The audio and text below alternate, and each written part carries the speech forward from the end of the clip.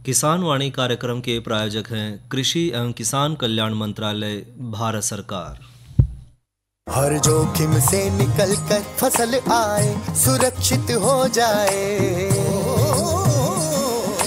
फसल बीमा से हर किसान अब आत्मनिर्भर हो जाए। संकट के समय प्रधानमंत्री फसल बीमा योजना किसानों के लिए वरदान है।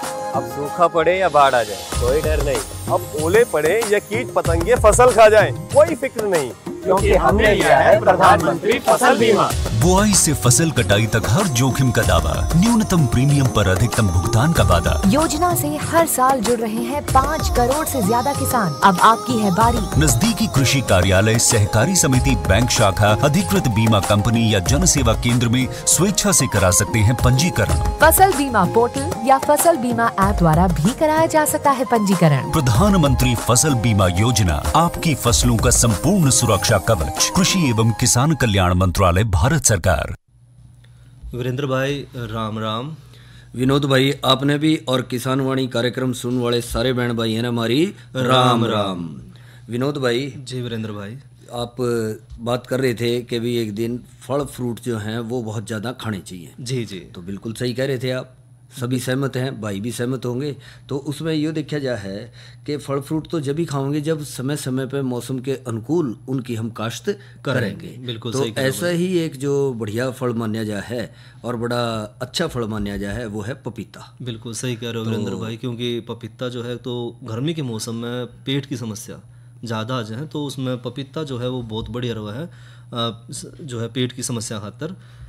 तो इसके बारे में आप कह रहे थे कि भाई पपीता जो हाँ, पपीते की खेती की बात हम कर रहे थे कि बहुत से किसान भाई इसकी काश्त कर हैं और इसका एक ऐसा भी ये देखा गया है स्वरूप कि पपीते का पौधा जो है एक तो सीधा चला है, हाँ, कम जगह ले है, बिल्कुल भाई, और 1-1.5 साल में ही है जो फल देना शुरू कर दे है और लगभग सारा साल जो है इसके आगे पीछे गेते पिछेते फल जो है किसान भाइयों को उपलब्ध होते हैं।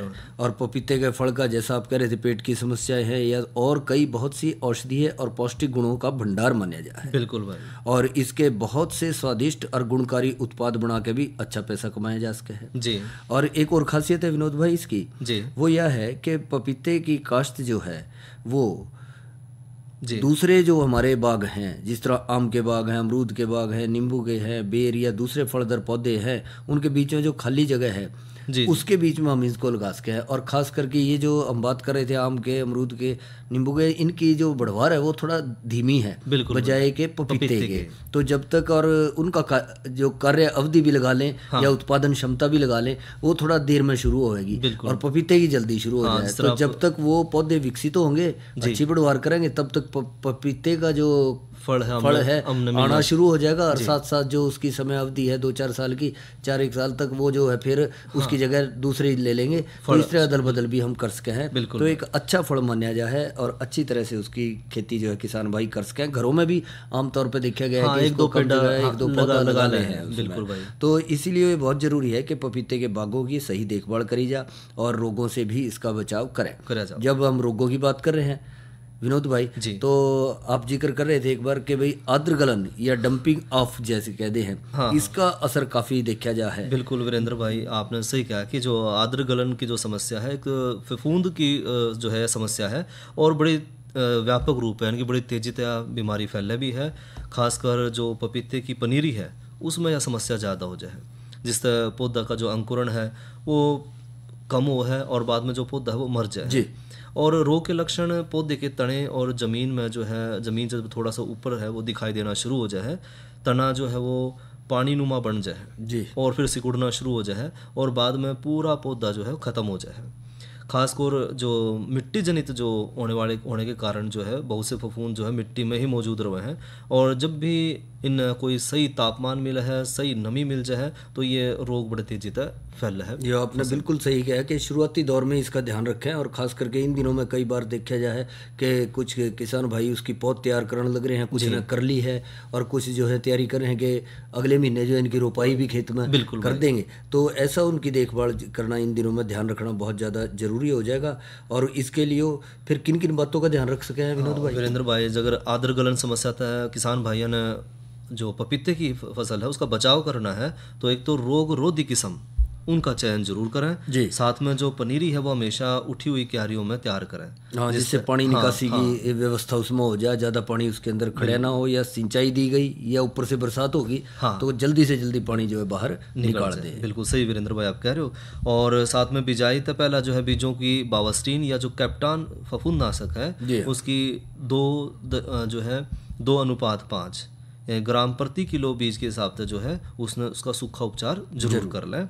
और समय समय पर कैप्टान या जो बावस्टीन दवा है उसका 0.2% का घोल छिड़काव पौधशाला पर जरूर करें। तो यह तो बात करिए आपने विनोद भाई आद्र गलन की, क्या इसके अलावा कोई और भी रोग है? हाँ वीरेंद्र भाई, इसके अलावा एक है कालर गलन या फिर तना गलन रोग। और इसमें भी भाइयों पपीते की जो फसल है उसमें मुख्य रूप से कहूँ तो सबसे खतरनाक रोग यही है। और इस रोग का जो प्रकोप है वो खासकर बारिश की दिनों में ज़्यादा देखा जाता है। और इस रोग के खास लक्षण ये है कि जो तने की छाल है उस पर जल सिक्कत से हो जाए, थोड़े से पानी के धब्बे से दिखाई देंगे, स्पंजी से बन जाएंगे, स्पंजी धब्बे वो बन जाए जिसने और पौधे के जो कॉलर भाग है उसमें वो बढ़ने शुरू हो जाए। और तने का जो कॉलर भाग है उसमें मिट्टी लाइन के ठीक ऊपर वो है। और इस प्रकार के बने धब्बे जो है बहुत जल्दी तय बढ़ोतरी करे हैं। और इन तना का जो निचला हिस्सा है और साथ में जो जड़ है वो गलनी शुरू हो जाए, तना भी और जड़ भी वो दोनों गलनी शुरू हो जाए और पूरा हिस्सा फिर काला पड़ जाए। रोगग्रस्त पौधे की जो पत्ती हैं वो पीली पड़नी शुरू हो जाए और पौधे की बढ़वार रुक जाए। और फलों का जो आकार है वो भी छोटा रह जाए। और रोग की जो उग्रता है यानी कि जो रोग का बढ़ने का प्रकोप है वो बड़ी तेजी से बढ़ा है और पौधा सूखना शुरू हो जाए। और साथ में हवा के हल्के हल्के झोंका में जो है वो पौधा टूटना शुरू हो जाए क्योंकि जान खत्म हो जाए पौधे में। बिल्कुल सही लक्षण बताए विनोद भाई आपने। और इसमें तभी कहते हैं किसान भाई भी जाना है कि जब भी पपीते की काश्त करें या रोपाई करें या बिजाई करें खेत में तो वो उठी हुई क्यारियों में करें। और कई बार ये भी देखा हुआ है जो पुराने काश्तकार हैं वो तो यूँ करें, जब जैसे जैसे पपीते का पौधा बढ़ता चला जाएगा उसकी जड़ों के आसपास मिट्टी ज़्यादा लगाते चले जाए जिससे कि तने के सीधे संपर्क में जो है सिंचाई का पानी ना आए। और जो किसी कारण से आ भी जा तो क्यारी ऐसी हो कि उसमें से उस पानी की निकासी का प्रबंध जरूर हो जाए कि जल्दी तक पानी निकल जाए। और वीरेंद्र भाई जो कालर गलन या तना गलन रोग है इसकी रोकथाम खातिर जो किसान भाई हैं वो एक तो पपीते उन्हीं खेतों में लगावा जहाँ पानी की निकासी का जैसा हम जिक्र कर रहे थे प्रबंधन जो पूरा हो। साथ में जो रोगग्रस्त पौधे हैं उनकी शुरू में उन्हें जांच लें, देख लें जो हमने लक्षण बताए हैं और फिर उन्हें नष्ट कर दें। और पपीते के इस रोग से बचने खातिर जो सिंचाई है वो रिंग विधि अपना कर करें तो जो है तने को पानी लगने का बचा सकते हैं। यानी जैसा हम जिक्र कर रहे थे विनोद भाई के भी उसके चारों तरफ मिट्टी का एक रिंग सा बना दें, ऊंचा तय लगा दें जिससे कि उसके तने को सीधा पानी का संपर्क में ना हो। एक बड़ा नाजुक सा पौधा है पपीते का, बिल्कुल, और फल भी बड़ा नाजुक सा है पर औषधीय गुणों से भरपूर है। तो मिट्टी का एक घेरा बना दे चारों तरफ ताकि जो है वो सीधा पानी ना लग गए। और पपीते की जो रोपाई है करने के बाद जो है 10 से 15 दिन के अंतराल पर उसमें कैप्टान या जो बावस्टीन है या कॉपर क्लोरिऑक्साइड है उसका 0.2% का घोल जो बनाकर मोटे फुहारे के उसका छिड़काव कर दें। और साथ में भाइयों पपीते की फसल में हमेशा इस बात की ध्यान जरूर रखें कि पेड़ के निचले हिस्से में कोई चोट या कोई घाव ना हो। बिल्कुल सही कह रहे हैं विनोद भाई, क्योंकि इसका तना नाजुक है। यदि नीचे ही कोई कट लग गया या जैसा आप जिक्र कर रहे हैं कि चोट वगैरह लग गया, घाव हो गया, उस तरह से पौधे में भी घाव होगा, जब वहाँ नुकसान होगा तो फिर वो जो है हल्के से हवा के झोंके में वो टूट कर गिर भी जाएगा। और दूसरी बात जो उसकी कहते हैं कि भी उसकी नाड़ा है जो जड़ों से ऊपर की तरफ खुराक पहुंचा रही है उनको नुकसान पहुंचेगा और उसको जो है पोषक तत्व तो नहीं मिलने के धीरे धीरे वो सूख कर नष्ट हो जाए। तो इसका बचाव रखें, इस पौधे का थोड़ा सा अच्छे तरीके से जो है देखभाल करी जाए। यानी जिस तरह वो कहना कि बच्चा है तो उसका ध्यान पूरा रखना पड़ेगा, बच्चे की तरह से पूरा ध्यान रखना है।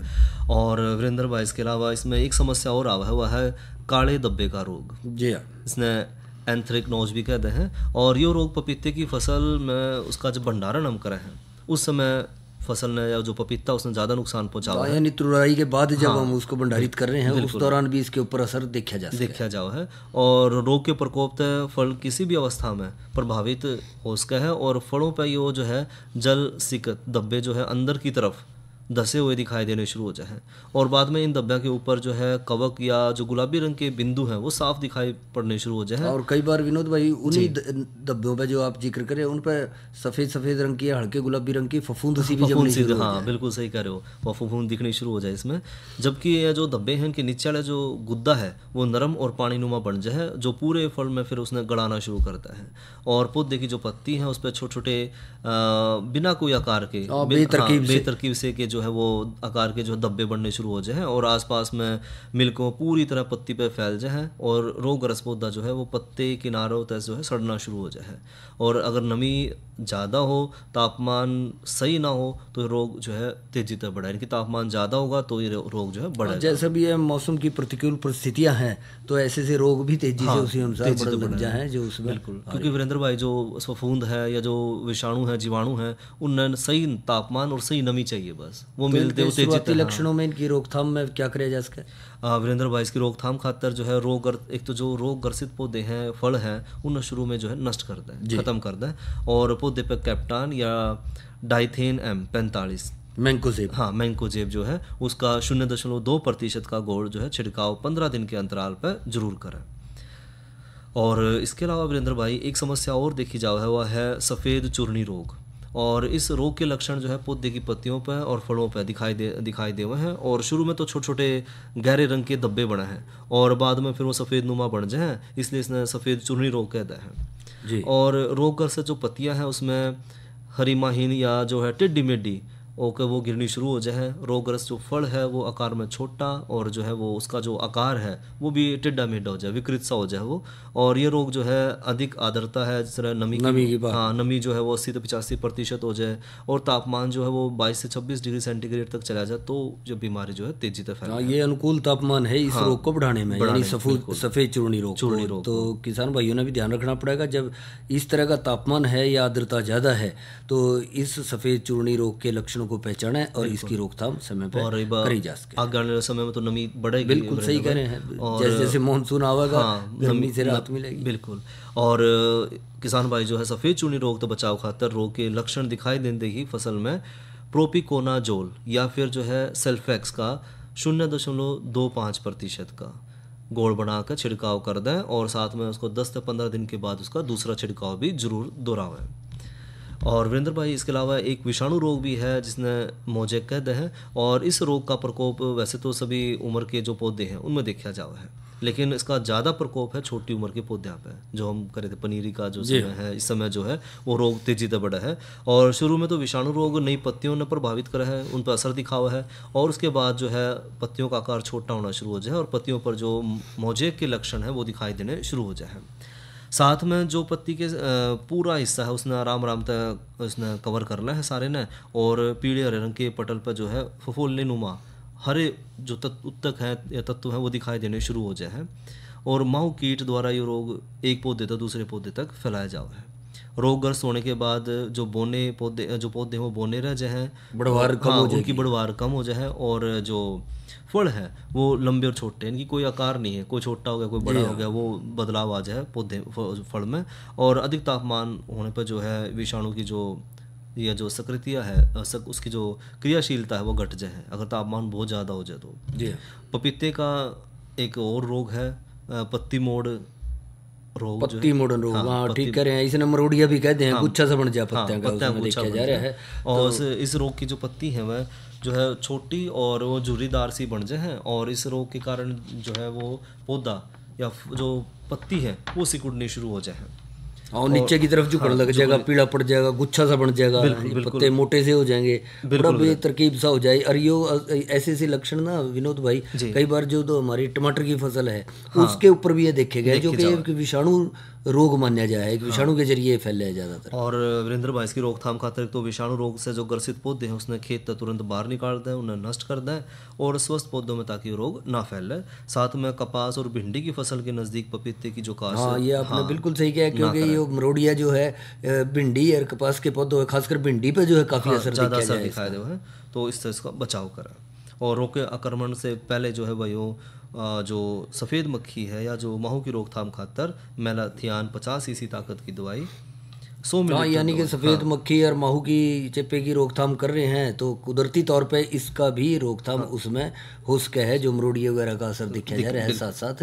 तो विनोद भाई, आपने बड़ी अच्छी जानकारी दी कि पपीते के बागों का जो है रोगों से कैसे बचाव कर सके हैं, और किसान भाई जो हैं अपने खेतों से बागवानी में खास करके जब जो भाई पपीते के बाग लगा रहे हैं वो एक बेहतर और अच्छी पैदावार अपने खेतों से ले सकेंगे और ज़्यादा से ज़्यादा लाभ कमा सकेंगे। तो विनोद भाई, इसके साथ ही आप जिक्र कर रहे थे कि आज कोई भजन सुनवाएंगे। बिल्कुल वीरेंद्र भाई, सुनाओ भाई ने एक भजन। भजन हरि का वो भजन हरि का कर ले रे बंदे, काम छोड़े विषयों के गंदे, सब छूट जावे तेरे घर के धंधे, जब चल चल चल होगी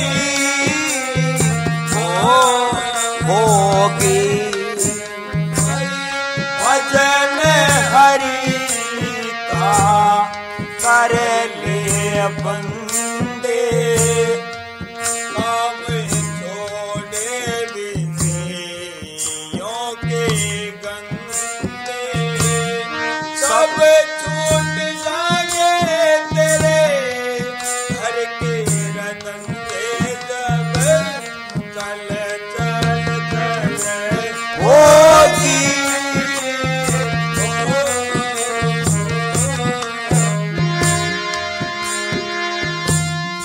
मन में भरा तेरे अभिमान,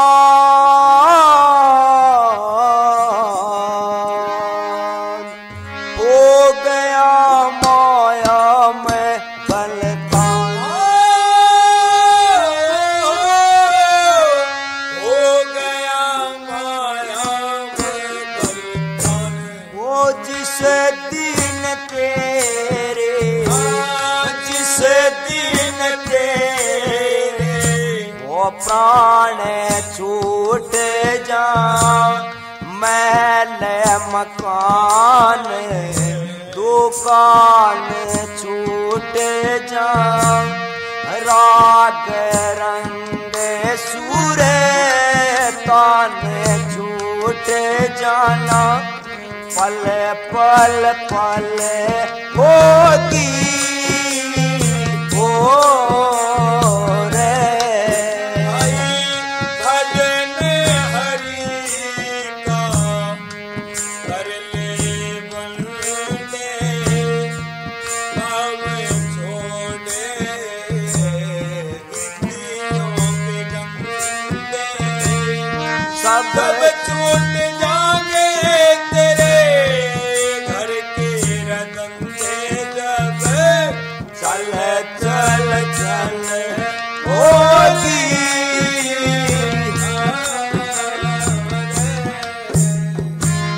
गर्व का भूल गया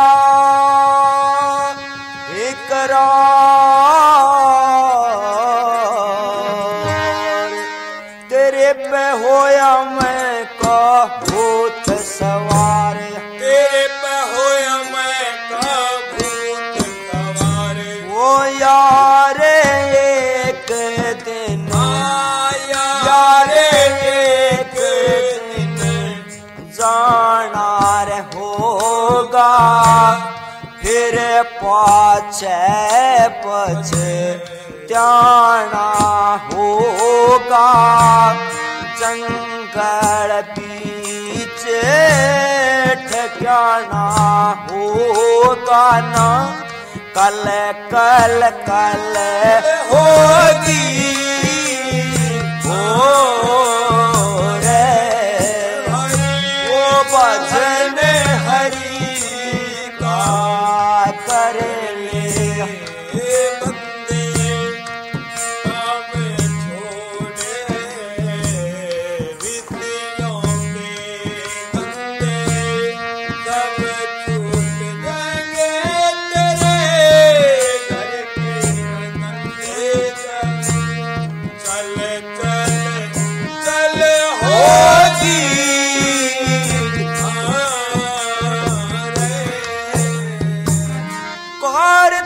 दे चोरी जारी की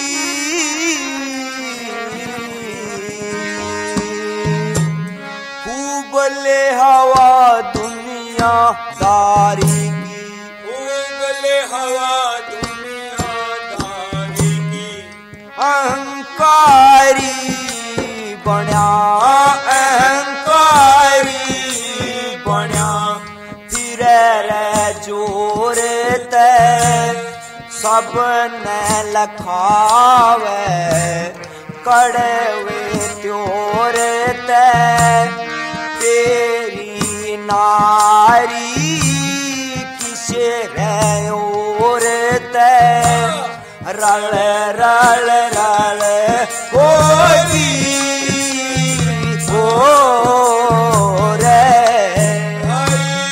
भजन हरि का कर ले बंदे काम छोड़े विषयों के गंदे सब छूट जाने तेरे घर के रटंगे जब कल चल चल होली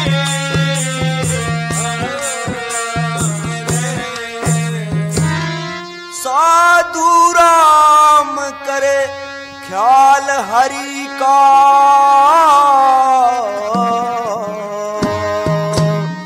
जो सुख चावे अपने जी का जो सुख चावे अपने जी का वो 10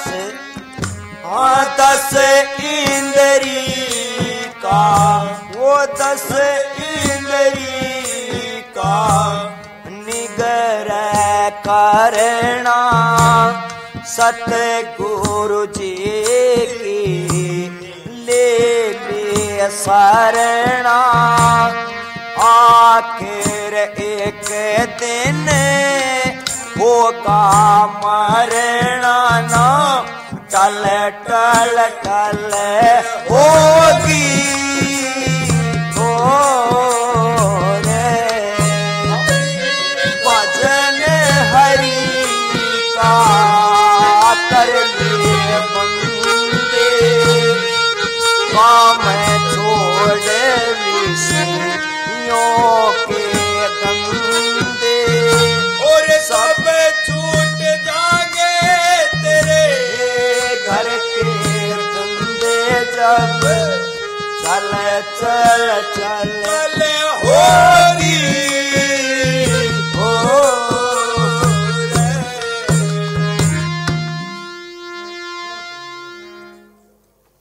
और वीरेंद्र भाई यह तो सुना भजन बलवान की आवाज़ में। और एक जिक्र कर लें मौसम का। हाँ बिल्कुल सही करिए आपने विनोद भाई। जहाँ तक आज के मौसम की जानकारी का सवाल है तो आज अधिकतम तापमान रहा 40 डिग्री सेल्सियस, न्यूनतम रहा 26 डिग्री सेल्सियस और हवा की गति रही 7.7 किलोमीटर प्रति घंटे की रफ्तार से हवाएं चली जी। और कल जो है अधिकतम तापमान 47 डिग्री सेल्सियस और न्यूनतम 28 डिग्री सेल्सियस और हवा की गति जो है 9.3 किलोमीटर प्रति घंटे की रफ्तार से चलने की संभावना बनी रहेगी। और जहाँ तक कल के कृषि कार्यक्रम का सवाल है जी, तो कल हमारा कृषि कार्यक्रम जैसा आप जाने हैं दिन है रविवार। हाँ। और इस दिन हमारा कार्यक्रम रहा है थारी चिट्ठी मारे गीत। और विनोद भाई जी अब चर्चा कर ले आज की नसीहत के तहत फसलों में पोटाश का महत्व है। वीरेंद्र भाई आपने तो बड़ा अच्छा विषय लिया क्योंकि पोटाश जो है वो फसल के लिए बहुत ज़रूरी है। और ख़ासकर जब मिट्टी की जांच जरूर करवाएं और मिट्टी की जांच करवा के देखा भी जो है जिन जिन पोषक तत्वों की कमी है तो वो पोषक तत्व जरूर अपने खेत में हम डाल लें। बिल्कुल सही कहा विनोद भाई आपने, क्योंकि बार बार फसल लेने से खेत में या मिट्टी में गहलें उसमें पोषक तत्वों की कमी आ जाए। बिल्कुल। इसलिए उर्वरक पौधों के लिए जो आवश्यक तत्व हैं उसकी तत्कालीन पूर्ति के लिए जो है एक अच्छा साधन माने जा है। तो पौधों में जो मुख्य पोषक तत्व हैं उनमें नाइट्रोजन, फास्फोरस और पोटाशियम।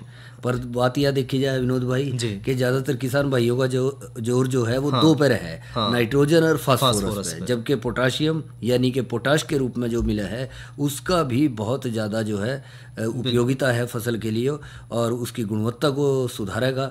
इसलिए जो है इसका इस्तेमाल बहुत ज़्यादा जरूरी हो जाए। हाँ। और वीरेंद्र भाई आपने सही कहा कि जो है बहुत महत्वपूर्ण है।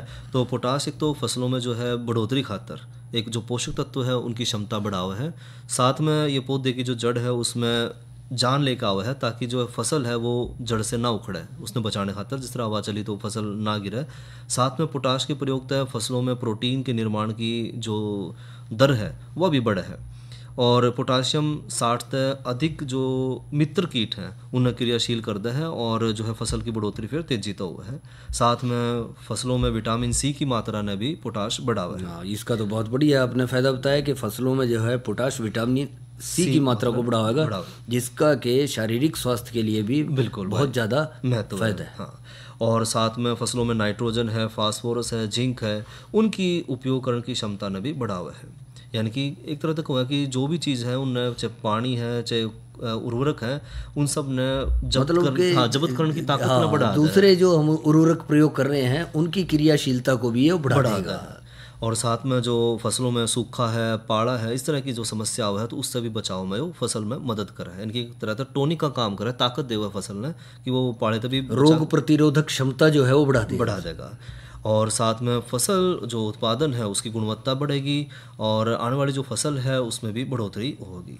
साथ में भाइयों ये जो फलों के आकार है, उसका रंग है, फल की जो चमक है उसमें सुधार लेकर आवा है, जिससे किसान भाई ने बाजार में अपनी फसल का बढ़िया मूल्य, क्योंकि वो देखने में आकर्षक लगेंगे, बढ़िया लगेंगे, बेहतर होंगे। और इसके अलावा सरसों है, मूंगफली है, इस तरह की जो फसलों में जो है तेल के निर्माण में भी ज़्यादा मदद करे हैं। और साथ में अगर बात करें कि बाज़ार में हमने पोटाश उपलब्ध कितना होगा या किस रूप में उपलब्ध होगा, तो पोटाशियम क्लोराइड के रूप में या म्यूरेट ऑफ पोटाश के रूप में या फिर पोटाशियम नाइट्रेट के रूप में या पोटाशियम सल्फेट के रूप में या फिर पोटाशियम थायोसल्फेट के रूप में ये हमने बाज़ार में आसानी से उपलब्ध हो जाए। तो विनोद भाई यह तो आपने बहुत बढ़िया जानकारी जो है वो दी कि किस तरह से फसलों में जो है पोटाश को इस्तेमाल कर सके हैं और उसका ज़्यादा से ज़्यादा किसान भाई फायदा उठा सके। अरे अरे अरे क्या कर रहा है? इधर इधर इधर हम बोल रहे हैं तेरे बीजू का पुतला बोल रहा है? पक्षियों से तो हम खेत को बचा लेते हैं, पर इन घातक रसायनों से कैसे बचाएं? मतलब? देख बेटा, तू जो ये अंधाधुंध रसायन मिलाता है ना, मिट्टी की सेहत बिगड़ने लगी है और जब माटी ही कमजोर पड़ जाएगी तो उपज कैसे सेहतमंद होगी? अरे पहले ऐसा नहीं था, पूछना अपने बड़े बुजुर्गों से, कैसे फसल लहलहाती थी, शुद्धता झलकती थी। हाँ, माटी भी तंदुरुस्त और लोग भी। अब पहली वाली बात कहाँ? पर अब तो सब यही डाले हैं। सब नहीं, आज भी लाखों जागरूक किसान परंपरागत विधि से फसल उगा रहे हैं, खर्चा कम और उपज की कीमत भी बेहतर पा रहे हैं। सच है? रे बेटे एक्सपीरियंस से बता रहे हैं, धूप में बाल सफेद नहीं किए हैं। हाँ। ठीक है भाई, मैं भी आज से जैविक खेती शुरू करूंगा। माटी से प्रेम की परंपरा है, परंपरागत खेती।